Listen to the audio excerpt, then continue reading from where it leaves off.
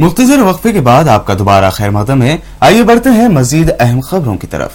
Chief passport officer के मुकेश परदेसी ने 2013 में महकमे पासपोर्ट की कारकर्दगी पर तबसरा किया। प्रेस कॉन्फ्रेंस में उनका कहना था कि मुल्क भर में 77 पासपोर्ट मराकज हैं जो 24 घंटे अपनी सर्विस अंजाम देते हैं। चीफ पासपोर्ट ऑफिसर का कहना था कि गुज़िश्ता साल तकरीबन 73 लाख पासपोर्ट्स की दरख्वास्तें मिली हैं। 71,28,000 पासपोर्ट जारी कर दिए गए हैं। इसके अलावा बैरून मुल्क के सिफारतखानों से भी 13 लाख से जायद पासपोर्ट जारी किए गए हैं। उन्होंने मजीद बताया कि जुमला 84,86,000 पासपोर्ट की इजराई अमल में लाई गई। उन्होंने बताया कि दुनिया भर में पासपोर्ट की इजराई के एतबार से हिंदुस्तान तीसरे मुकाम पर है। पासपोर्ट सेंटरों से अंदरून एक माह पासपोर्ट जारी किए जा रहे हैं। इस मौके पर रीजनल पासपोर्ट ऑफिसर डॉक्टर के श्रीकर रेड्डी के अलावा दीगर ओहदेदारान भी मौजूद थे। नरेंद्र मोदी को जाली शख्सियत करार देते हुए अखिलती उमूर के वजीर के रहमान खान ने कहा है कि मोदी कभी मुल्क के वजीर आजम नहीं बन सकते। खान ने कहा कि बीजेपी की मजबूरी है कि आरएसएस की कट्टर तस्वीर वाले चेहरे को पेश करे।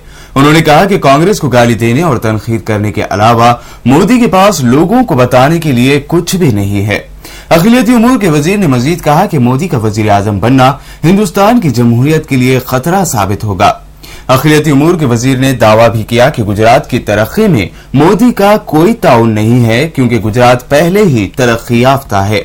गुजरात में सनअती तरक्की कांग्रेस की साबिक हुकूमत की देन है और मोदी पिछली हुकूमत के काम पर अपना दावा कर रहे हैं। आप इसका देखकर इतने बरस सोते हुए आप जागे हैं। देखेंगे कि उनकी इंटेंशन ये, क्योंकि इलेक्शन आ रहा है तो इस तरह की बात हो रही है। इनका कार्यकाल में क्या हुआ है, मुसलमानों के साथ इनका रवैया कैसा रहा, 2002 में रवैया कैसा रहा, सब जानते हैं। आज इनको जरूरत पड़ रही है इलेक्शन के लिए, तो आज मुसलमान याद आ रहा है। तो ये सही है जो उन्होंने कहा, ये सही है। 2 पहिए हैं तरक्की के लिए, वो क्यों याद नहीं आया उनको। कांग्रेस ने इल्जाम लगाया है कि इंतखाबात के वक्त ही मोदी को मुसलमानों की याद आती है। मरकजी वजीर कानून कपिल सिब्बल ने कहा कि इंतखाबात के करीब आते ही बीजेपी को मुसलमानों की याद आती है। बीजेपी को अपनी ये पॉलिसी क्या बदलनी चाहिए। दिल्ली के वजीर आला अरविंद केजरीवाल ने जन लोकपाल बिल को लेकर मरकजी हुकूमत, कांग्रेस और बीजेपी पर जमकर हमला बोला है। केजरीवाल ने कहा कि पूरे मुल्क के बदउनवान एक साथ हो गए हैं। इस दौरान उन्होंने मुखालिफिन को निशाने पर भी लिया। केजरीवाल ने यहां ऑटो वालों की कई मुतालिबात पर हामी भरते हुए उन्हें हिदायत भी दिए। साथ ही बिजली कंपनियों पर भी उन्होंने जमकर भड़ास निकाली। जन लोकपाल पर मरकज से टकरा रहे केजरीवाल ने कहा कि 13 फरवरी को दिल्ली असेंबली का इजलास बुलाया गया है और इस दिन अन्ना का जन लोकपाल पास किया जाएगा। सुप्रीम कोर्ट ने कपिल सिब्बल के बेटे अमित सिब्बल की अर्जी पर अरविंद केजरीवाल समेत आम आदमी पार्टी के 4 बड़े लीडरों को हत्या इज्जत केस में नोटिस भेजा है। कोर्ट ने केजरीवाल के अलावा मनीष सिसोदिया, प्रशांत भूषण और शाजिया इल्मी को भी नोटिस जारी की है। कपिल सिब्बल के बेटे अमित सिब्बल ने कोर्ट में ये दरख्वास्त दाखिल की थी। इससे पहले अमित सिब्बल ने निचली अदालत में केजरीवाल, मनीष, शाजिया और पैसिफिक पर हत्या इज्जत का मुकदमा दर्ज करवाया था। इस पर वजीर आला केजरीवाल हाईकोर्ट चले गए थे। हाईकोर्ट से केजरीवाल ने चारों को बरी करने की दरख्वास्त दाखिल की थी। तब आप लीडरों को राहत देते हुए हाईकोर्ट ने उन पर से मामला खत्म कर दिया था। लेकिन अमित सिब्बल ने हाईकोर्ट के हुक्म के खिलाफ सुप्रीम कोर्ट में अर्जी दाखिल की। अब सुप्रीम कोर्ट ने हाईकोर्ट के हुक्म को मुस्तरद करते हुए केजरीवाल और उनके 3 साथियों को नोटिस जारी की है।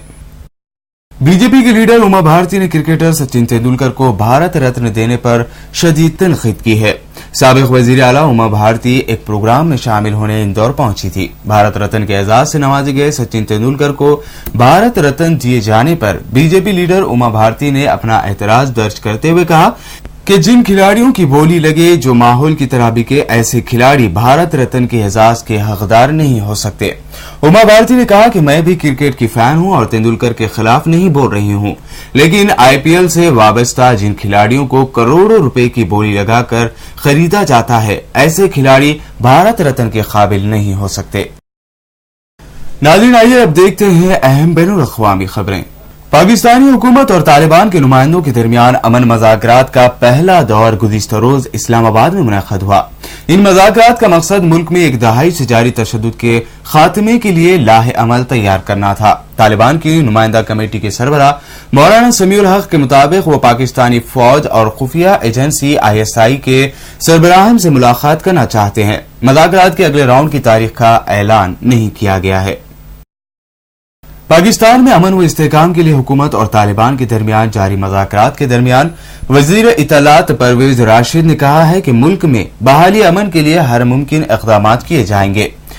पाकिस्तानी वजीर राशिद ने जुमा को कहा कि सरकारी नुमाइंदे इस बात का ख्याल रखेंगे कि बातचीत का दायरा दहशतगर्दी से मुतासर इलाकों तक ही महदूद रहे। तालिबान के नुमाइंदे के जरिए हेलीकॉप्टर का मुतालबा किए जाने से मुतालिक सवाल के जवाब में राशिद ने कहा कि अमन को यकीनी बनाने के लिए अगर उन्हें कंधे पर भी उठाना पड़े तो वो उठाएंगे।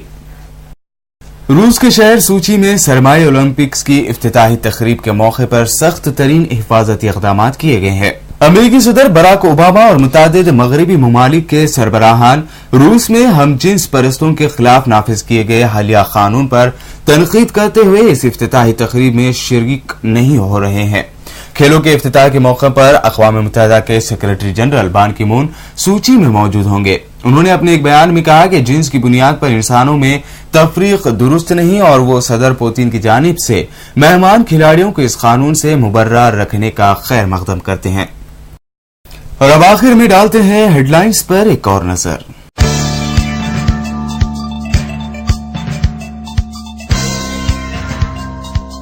तेलंगाना रियासत की तश्कील का अहम मरहला हुआ खत्म। मरकजी काबीना के वज़रा ने तेलंगाना बिल को मामूली तरमीमात के साथ किया मंजूर।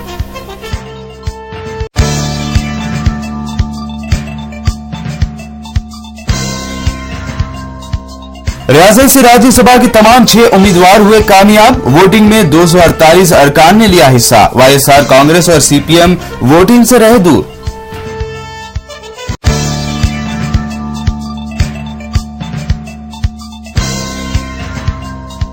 लोकसभा में फिर शदीद हंगामे की वजह से ऐवान की कार्रवाई पीर तक हुई मुलतवी। राज्यसभा में भी तेलंगाना पर हुआ शदीद हंगामा।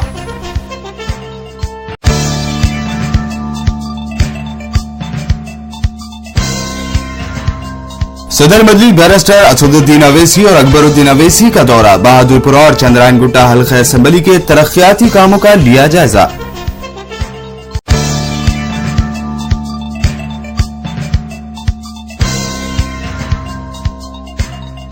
मोदी कभी हिंदुस्तान के वजीर आजम नहीं बन सकते। वजीर अखिलती उमूर के रहमान खान ने किया दावा।